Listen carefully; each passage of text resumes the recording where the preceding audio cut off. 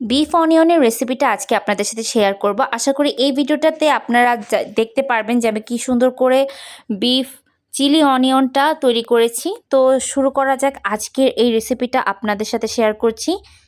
এখানে হচ্ছে প্রথমে আমি বিফ নিয়ে নিয়েছি, এখন হচ্ছে মেরিনেশনের পালা। মেরিনেশন করার জন্য এখানে হচ্ছে আমি ধনিয়ার গুঁড়াটা দিয়ে দিয়েছি। ধনিয়ার গুঁড়া হচ্ছে আমি প্রায় 1.5 চামচ ব্যবহার করেছি। তারপরে লাল মরিচের গুঁড়াটা দিয়ে দিচ্ছি।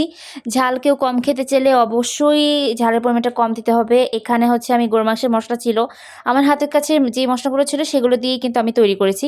তো ওগুলো দিয়ে কিভাবে এত সহজে আমি রেসিপিটা তৈরি করলাম সেটাই আপনাদেরকে দেখাচ্ছি। এখানে হচ্ছে গরুর মাংসের মশলাটা দিলাম, তারপর আদা রসুন বাটা ছিল, আদা রসুন বাটাটাও আমি এর মধ্যে দিয়ে দিয়েছি। আর এখানে হচ্ছে আমি প্রায় 1.5 চামচের মতো আদা রসুন বাটাটা ব্যবহার করছি।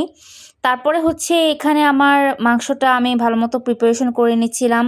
এখানে বিফগুলোকে আমি সুন্দর করে মশলা টশলা দিয়ে মাখিয়ে নিয়েছি। তারপরে হচ্ছে এখন মাংসগুলোকে আমি ভালো করে মেরিনেট করে নিচ্ছিলাম। আমি মেরিনেট করে প্রায় 2 দিন ফ্রিজে রেখেছিলাম ডিপ করে বক্সে ভরে। তো মেরিনেট করে রেখেছিলাম আগেই যেন প্রোগ্রামের দিন কোনো হ্যাসেল না হয়। তো এখানে মাংসগুলোকে আমি ভালো করে মেরিনেট করে নিচ্ছিলাম 1 বাই 1। দেখিয়ে দিচ্ছি বিফগুলোকে আমি কিভাবে কেটেছি। এখন হচ্ছে মাংসগুলোকে আমি একদম জুলিয়ান কাট করে নিয়েছি। বিফ চিলি অনিয়ন যেহেতু করেছি সবগুলো মাংসকে এইভাবেই কেটে নিয়েছিলাম। আর মাংসগুলোকে আমি ভালো করে মেরিনেট করে রাখবো একদম। হচ্ছে আমি এখানে বক্সে ভরে রেখে দিয়েছিলাম। বক্সে আমি হচ্ছে ফ্রিজে রেখে দিব। এখন বক্সের ঢাকনাটা দিয়ে দিলাম ভালো করে। ঢাকনাটা দিয়ে এখন আমি একদম ডিপ করে নিয়েছি। তো এখন হচ্ছে আমি এখানে একটা ডিম ভেঙে নিয়েছি আর সামান্য পরিমাণে এখানে হচ্ছে আমি আটা দিয়েছি। আটা দিয়ে তারপরে হচ্ছে আমি আবারও মেরিনেট করেছি। আপনারা চাইলে সেপারেটভাবে আটা দিয়ে মুড়িয়ে কিন্তু আপনারা ব্যবহার করতে পারেন। তো আমি হচ্ছে একসাথে একইভাবে হচ্ছে মিক্স করে নিয়েছিলাম। তো ভালো করে মিক্স করে নিয়ে তারপরে হচ্ছে আমি এখন হচ্ছে ভাজার জন্য প্রিপারেশন নিয়ে যাব। এখানে হচ্ছে আমি তেল দিয়েছি, তেলের মধ্যে আমি বিফগুলোকে দিয়ে দিয়েছি।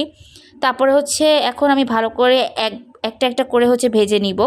তো একটা একটা করে আস্তে আস্তে আমি প্রায় 20 মিনিট করে হচ্ছে প্রত্যেক রাউন্ডে ভেজে নিয়েছি। তো আপনারা হচ্ছে এইভাবে বিফ চিলি অনিয়নটা তৈরি করার জন্য প্রথমে ভেজে নেবেন। তো আমি হচ্ছে মাংসগুলোকে এখন হচ্ছে বিফ অনিয়নগুলোকে আমি ভালো করে ভেজে নিচ্ছিলাম। মশলাগুলো দিয়ে ভালো করে মিক্স করে ভেজে নিচ্ছিলাম অল্প আঁচে। বেশি আঁচ দিলে কিন্তু আবার মাংসগুলো পুড়ে যেতে পারে। আর এখানে হচ্ছে আগে থেকে কেটে রাখা গাজরগুলোকে আমি ফ্রিজে ডিপ করে নিয়েছিলাম। আর এখানে জুলিয়ান কাট করে বড় বড় সাইজ করে পেঁয়াজগুলো কেটেছি। টমেটোগুলোকেও বড় বড় সাইজ করে কেটে নিয়েছিলাম। তার মধ্যে এখানে হচ্ছে আমি মরিচগুলোকে চিকন চিকন করে ফালি করে কেটেছি। এখন হচ্ছে আমি ভালো করে তেলের মধ্যে রসুনের সাহায্যে এভাবে হচ্ছে ভেজে নিচ্ছিলাম। এদিকে হচ্ছে আমার গাজরটা ভাজা হয়ে গিয়েছে। ভাজার পরে এখন হচ্ছে আমি দিয়ে দিলাম পেঁয়াজ। পেঁয়াজগুলোকে আমি রাখবো, বেশি নরম করে ফেলবো না, নরম করে ভাজবও না। তো এখানে রাখার জন্য হচ্ছে বড় বড় করে কিউব করে কেটে নিয়েছিলাম।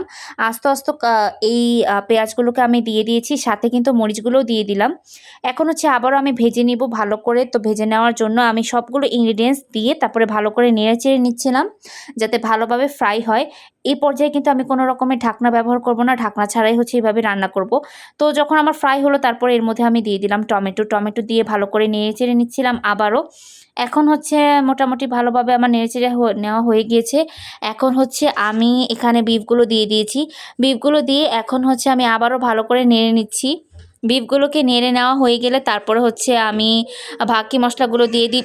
এখন হচ্ছে আবারও আমি ভালো করে নেড়েচেড়ে নিচ্ছিলাম। তারপরে বিফগুলোকে আমি ভালো করে হচ্ছে মিক্স করে নিচ্ছি মশলাগুলো দিয়ে। তারপর এই পর্যায়ে কিন্তু আমি একটু ঢাকনা দিয়ে ভালো করে ঢেকে নিয়েছি। দেখতে পাচ্ছেন যে ভালো করে সিদ্ধ হয়ে যাচ্ছিল। এখন হচ্ছে আমি এখানে কর্নফ্লাওয়ার দিয়েছি। কর্নফ্লাওয়ার 1.5 চামচ দিয়েছি, পানি দিয়েছি। পানি দিয়ে এখানে আমি টমেটো সসের প্যাকেট দিয়েছি 3টা। তারপরে হচ্ছে আমি ভালো করে আবার মিক্স করে নিয়েছি। সয়া সসও দিয়েছিলাম এই কর্নফ্লাওয়ারের মধ্যে। এখন যেহেতু আমি কর্নফ্লাওয়ার দিয়েছি, কর্নফ্লাওয়ার দিয়ে ভালো করে আবারও নেড়েচেড়ে নিতে হবে যেন ভালোভাবে কুক হয়। তো এই তো আমার রেসিপিটা ফুল কমপ্লিট। আশা করি আজকের এই ভিডিওটা আপনাদের সবার কাছে ভালো লেগেছে। ভালো লাগলে অবশ্যই লাইক কমেন্ট দিয়ে আমাকে জানাতে ভুলবেন না।